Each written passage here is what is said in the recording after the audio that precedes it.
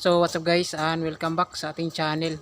So ngayon guys, magre-review and testing po tayo nitong latest Joson mid-buckle na 6.5 inches mga guys. So last year naglabas sila ng Joson mid-buckle.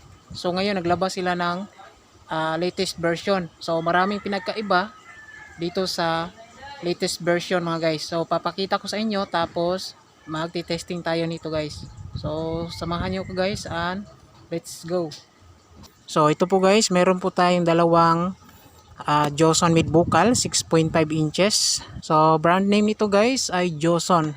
And yung kanyang modelo nito is Joson mid-buckle, which is 6 inches. Pero yung pinaka oversize talaga ay 6.5 inches mga guys, with professional loudspeaker.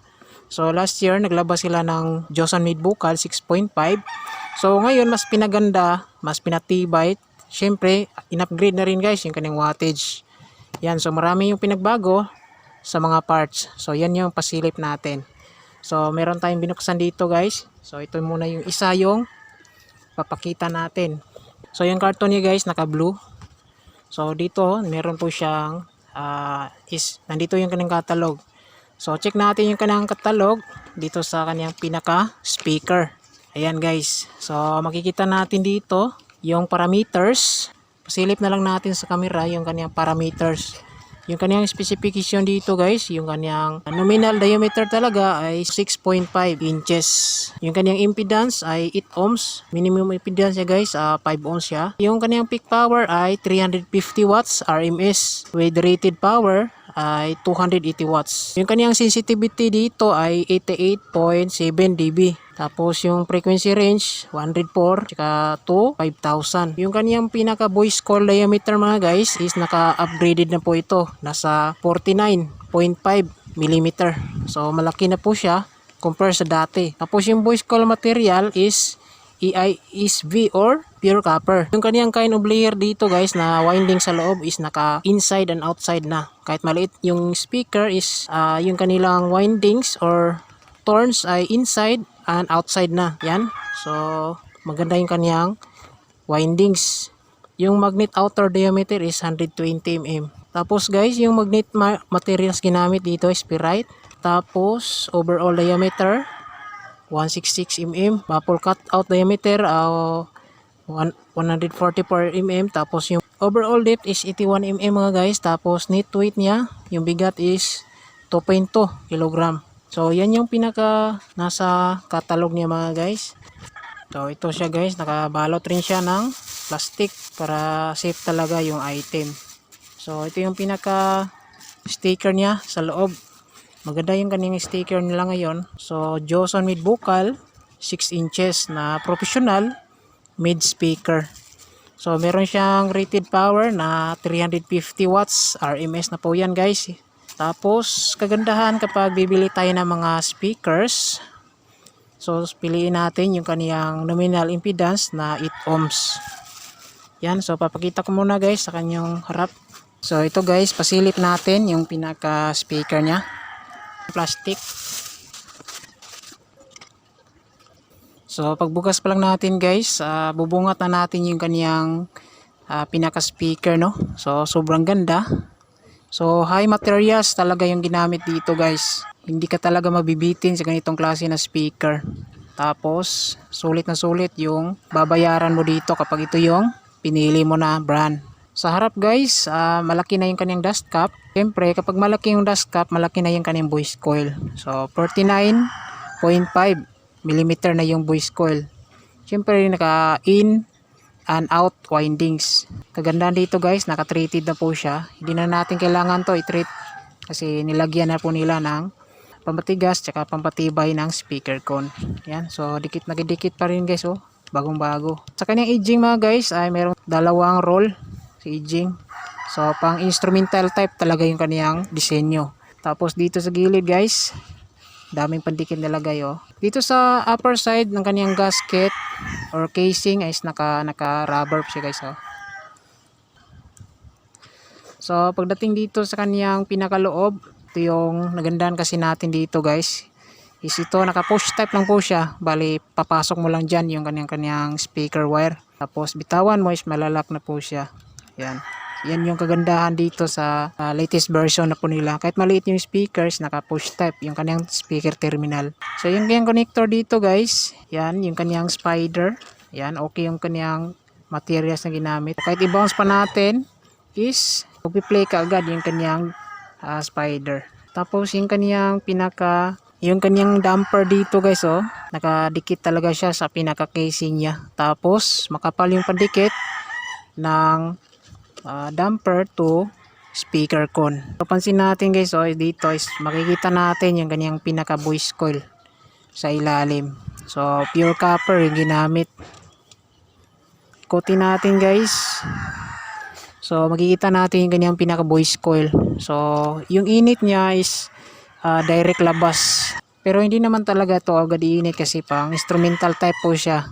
Pero maganda po siya guys kasi yung design niya is open type yung dito. Ayan. Tapos yung ginamit dito guys, oh, na pandikit. So kapit na kapit po ito. Tapos ito gawang Joson Company. So yan guys. Dito sa likuran is meron po siyang breather din. Ito yung breather sa inside windings ng coil. Ito naman yung breather ng outside windings niya. So testing natin guys. Gagamit tayo ngayon ng Joson Marsmax. So hindi muna natin to ilalagay sa box kasi may plano akong gawin yung box nito. Gawin natin ng mini line array na maliit. So gagamitan ko ito ng 1/2 marine sa mga susunod na mga araw pag maka-budget tayo. Ayan, maganda po ito. Abangan nyo guys yung box na gagawin ko dito. Mas lalong gaganda yung tunog nito kapag merong magandang box. Sa ngayon, titesting muna natin without box para makita talaga o marinig natin yung pinaka-output niya. So ito guys, yung dalawang Joson mid vocal, 6.5 inches. Sobrang ganda yung item, oh. Naka-treated yung kanyang pinaka-speaker con. So ngayon titesting natin siya, gagamitan natin ng Joson Marsmax. Kasi match na match po ito sa Joson Marsmax. Pwede rin higher wattage Joson Saturn.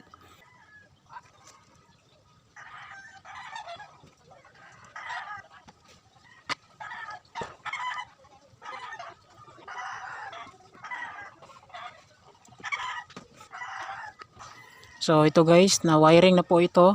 Patungo to sa ating Joson Marsmax amplifier. Nakakabit sa left and right channel. So yung position niya is pag ganito muna, walang box.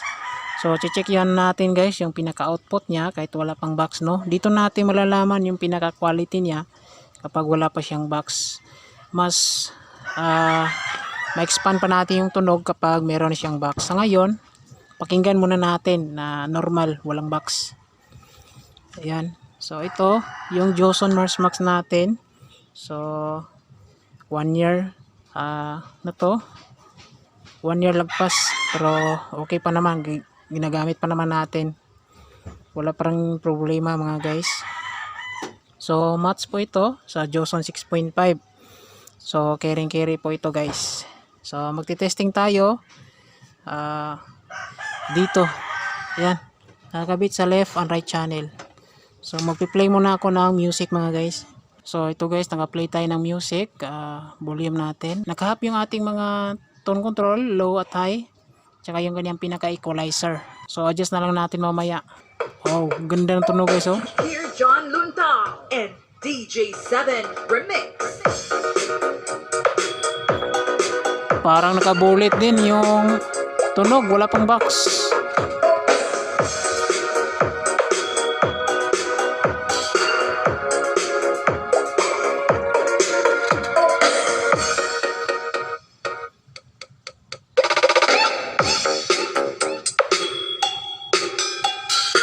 Ayan. Labas talaga yung ganyan pinaka-mid niya.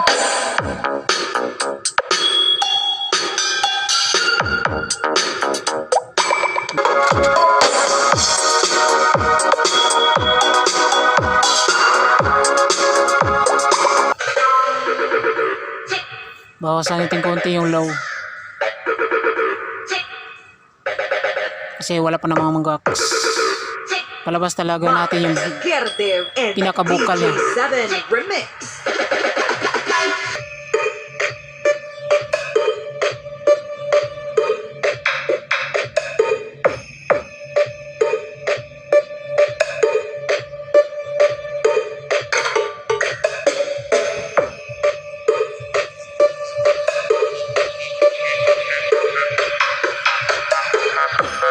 John Luncam, DJ 7 De La Cruz, DJ JB Malakas po siya, guys, oh. Remix.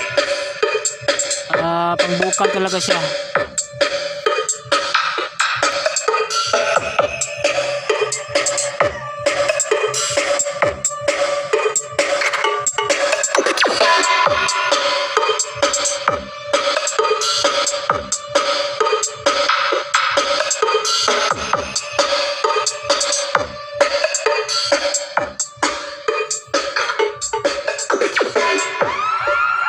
Level 138 in progress.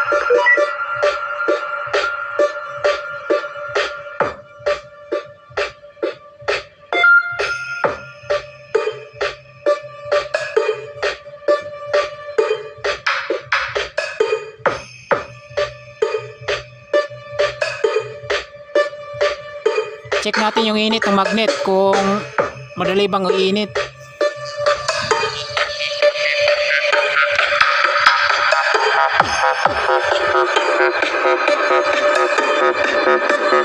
So hindi umiinit ito. Check natin yung coil.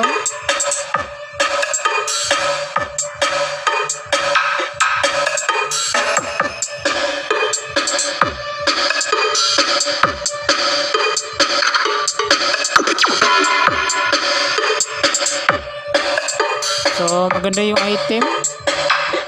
Hindi basag tunog.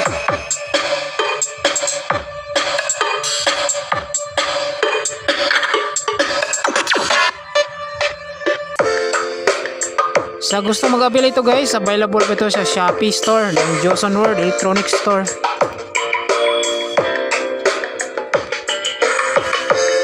Say, deep inside my heart, there's love that's meant to be.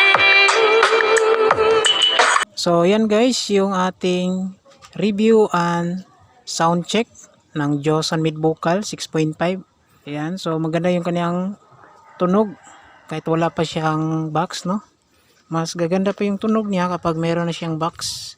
So ito guys, sa gusto mag-avail ito is available po ito Shopee, Joson World Electronics. So makapal talaga guys yung kanyang casing, oh. So hindi ka talaga mabibitin kapag ito yung mid-high mo. So ilang guys, maraming salamat, tsaka God bless. Ingat tayong lahat.